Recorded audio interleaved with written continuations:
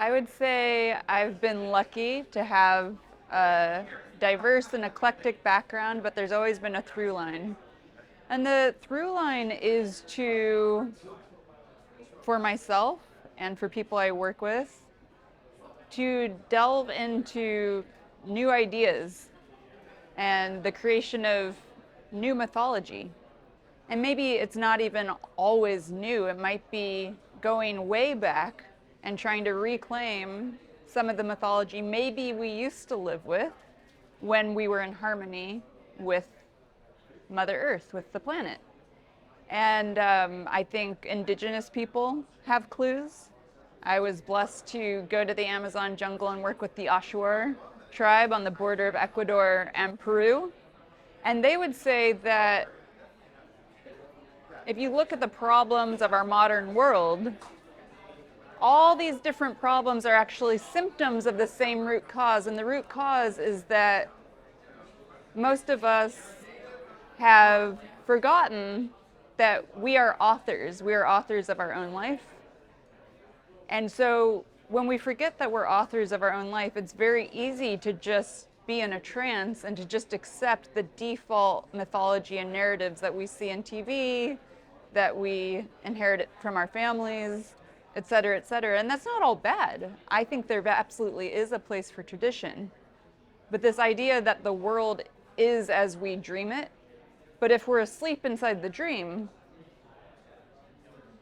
it's very hard to be a deliberate creator in your life. So I would say that's the through line, but I have a background. I started off in theater.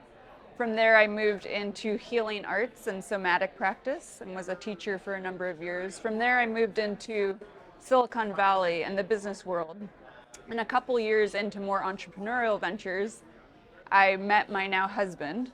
We started collaborating with each other on art. He's a world famous photographer and painter and artist, and I have a background in art, as I mentioned. And our focus for our projects was on telling new stories around eros, or romantic love, because especially in the US, it's a very strange thing. On one hand, there's a lot of sexophobia. People are kind of freaked out around sex. You can see that in our sex education or lack thereof. But on the other hand, there's this sexomania, probably because we don't have a comfortable, healthy, at-ease relationship with sexuality. It's actually very easy to manipulate people with sex in America. And we see just over-sexualization in advertisements and all over the board.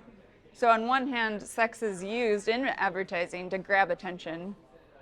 But on the other hand, there's not a lot of comfort and honesty around sexuality. So what does that look like now? My husband and I are known as the Love Saints, which our last name is Saint. So I know it's a big name, but our actual last name is Saint. And then love, because we translate real love stories into the visual medium, making large-scale mixed media works. And it's an incredible process that we get to do with couples, and so that's pretty exciting.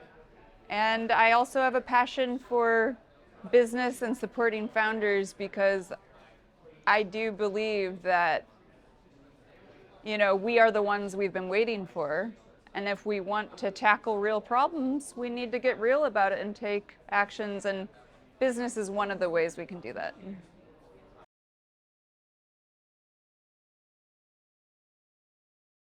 Like anything as complex as sexuality or more, where are we, a few hundred years into certain beliefs around sex? I would say there's many factors, but it also fascinates me to study in history the outsized influence one individual can have. We can see that in really great things like Gandhi liberating India. That like one individual, and of course the people supporting him, but one individual really brought huge change. We can see it with Hitler, right? One individual, outsized influence. And we can see that in sex, especially when we're talking about Europe and the Catholic Church. So most people don't realize that until the 1300s, Catholic priests and clergy could have wives. They could have children. And it was one guy, St. Augustine, not the first one. The first one was pretty cool, but the guy, St. Augustine, in the 1300s, he had a super messed up relationship with his mother. His story is he actually had a wife and a child, and his tiger mom wanted him to be really influential in the Catholic Church and basically convinced him, got him to abandon his wife and child, talk about creating some cognitive dissonance, abandon his wife and child, and then pursue the highest reaches in the Catholic Church. And this guy invented original sin. That wasn't even a concept until the 1300s. And basically overnight, priests could no longer have wives, and that arguably is when spirituality and sexuality were split. And we don't even know this history, which I find really interesting. So, I mean, even if you just look at the historical context of the last 2,000 years, within Catholicism, sex was actually moderately okay for far longer than it's been not okay for the last, 800 years or whatever. Now, in the US in particular, I mean, if you just think about the history, the Puritans coming here, I mean, England's pretty uptight, but the Puritans were too uptight for England, and those are the ones who came here and started the US experiment. Wow. And then if we look at sex education, for example, sex education was first kind of entered the scene in the early 1900s. And again, one dude, Stanley Hall, who was kind of an offshoot of Victorianism. And this was also, to put it in context, it was industrialization, factories for the first time. And because of factories, that's also when the concept of adolescence entered the picture.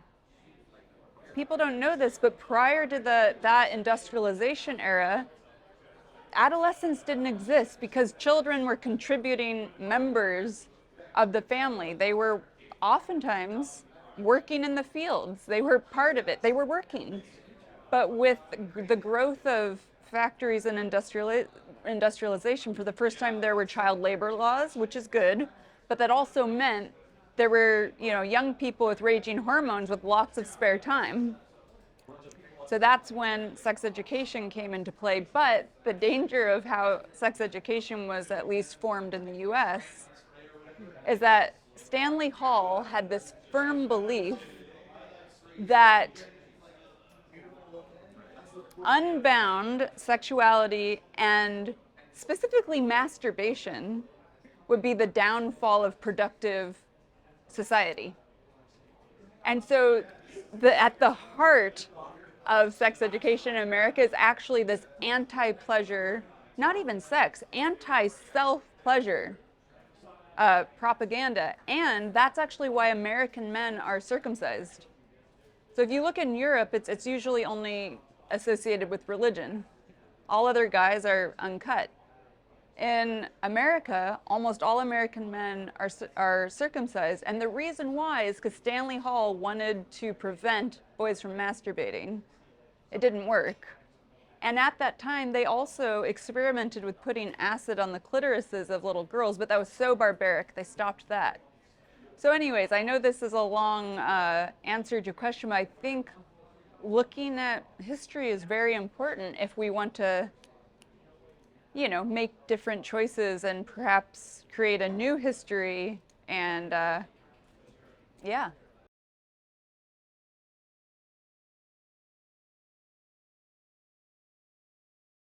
Eros, to me, is the intersection of spirit and sex. And for the last several hundred years, spirituality, spirit, and sex have been pitted against each other, but that's not actually our natural state. because that's an impossible choice. You know, as a human being, do I want to be lost in the realm of carnal desires, or do I want to have a relationship with something bigger than me, with something divine? What about both? I believe that it's our natural state to have both. So bringing that vertical dimension of divinity back in line and in harmony and in relationship with the horizontal dimension, the world, which is where relationships exist. That's where romantic relationships exist. That's where erotic relationships exist. Now, you could even choose to be celibate and still have a relationship with Eros, because it's an energy that lives within you. So I believe that when we form a relationship with Eros, which also connects to love, because if I'm defining Eros as intersection of spirit and sex, what helps us do that? Love of self. I love myself in my full humanity enough to honor both sex and spirit, and maybe to do the work required to bring them together to see that they're actually part of the same whole. So love, and you asked about Cupid too, you know, I think love is the energizing force that helps us do that. And then to love those that we encounter and to say, you know what, I might not always agree with you, but I'm gonna love you enough to let you make your own choices. And I think that's very powerful in relationship. When two people who are fully at choice know that, hey, we're choosing to love each other. It's not a given. You know, we only have one life, and we're born alone and we die alone. And knowing that, what do we choose to do in the middle? And I think one other thing about Eros is it's just very interesting, because Eros connects to creative energy too. And I would say one of the number one things that creates problems in relationships, but also in the world, is lack of creativity. Lack of slowing down and taking the time to really feel things, to really think about things, and to be more creative. And blissfully happy, paying our taxes, or what's the... I would say it's important to create a bit of a distinction between religion and corporate agenda. So I think that if you get into mysticism in basically any religion, mystics of different cloths and different faiths actually have way more in common with each other than the more surface level of religious corporate agenda, where there's all this conflict going on. So if you get into the mystic traditions, that split really isn't there. You know, people are more connected to their wholeness, and that's going to include creative energy, sensual energy. It's going to include the full whole person. And I would say a couple things. I don't know that it's always deliberate. Again, I don't know that here in 2023, the Catholic Church is deliberately trying to separate people from sexuality. But if you go back to the 1300s, this one dude had this outside influence, and now here we are. So I think sometimes people give too much credit to the leaders at the top. And I think that's where a lot of conspiracies can crop up. And the reality is, oftentimes inside those chambers, it's pretty disorganized. People just whine, you know, they're there, and it's not always as sinister and planned out as people want it to be. And that's why it comes back to the power of the individual. You know, if something's not working for you, try to carve out some space to ask yourself why. Also know that there is some choice. It might not always feel like their choice, but there is some choice. It was, I believe, Jacques Cousteau who said, people love what they know and they know what they're, or no, let me back up, sorry. I believe it was Jacques Cousteau who said, people protect what they love, and they love what they know, and they know what they're taught.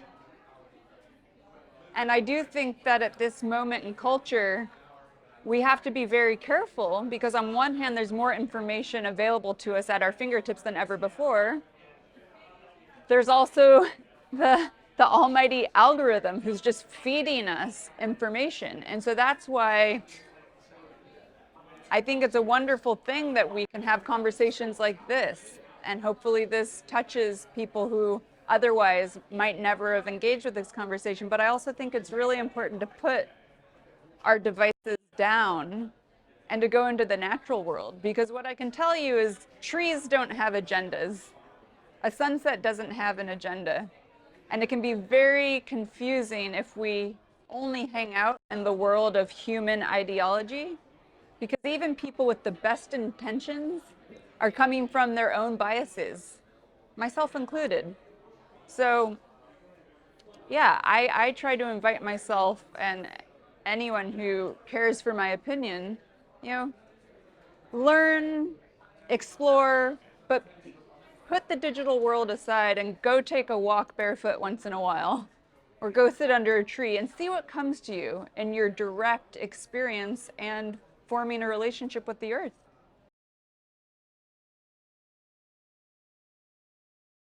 I think there's a few factors. I think that with the advance of technology, people might actually be getting less sexual, which is a bummer. More siphoned into our thoughts, and we're also overstimulated and maybe not as connected to our bodies. And I also think capitalism and art have gotten terribly enmeshed, way more than they used to. I wish we could bring back Peggy Guggenheim to teach us her ways, where it really is about liberating thought, ideas, and reaffirming the role of the artist to move culture forward. And frankly, to move culture forward, it can't just be about agreeing how much your art investment is going to be worth in 10 years. I've been both a founder myself, but then an advisor to multiple founders over the years.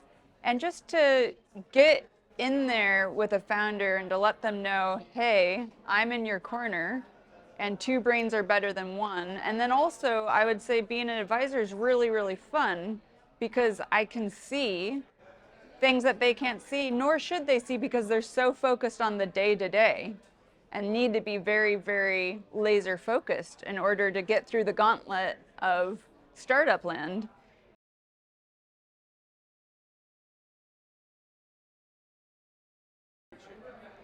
This is Airel St. White. You can follow me on Instagram. I have a private account, Airel St. White. You can also go to warwicksaint.com. That's WARWICK